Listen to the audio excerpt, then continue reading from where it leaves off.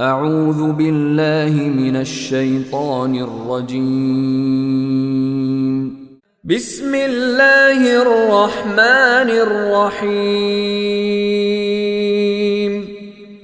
ألهاكم التكاثر حتى زرتم المقابر.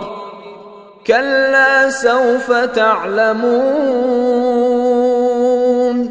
ثم كلا سوف تعلمون.